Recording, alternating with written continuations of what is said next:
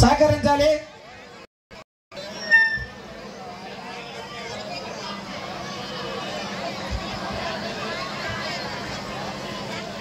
దయచేసి మీకందరికీ చిన్న విన్నపము.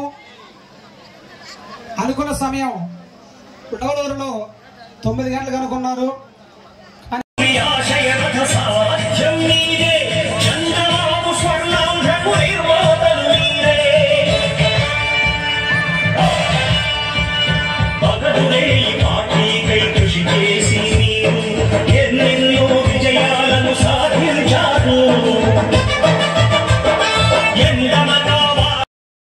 మనగా మనం ఒకరికొకరికి చెప్పుకోవాలి. ఎందుకంటే వాళ్ళు రాజకీయంలో ఉన్న వ్యక్తులు కాదు, సేవా దృక్పథంతో సేవ చేసినటువంటి వ్యక్తులు.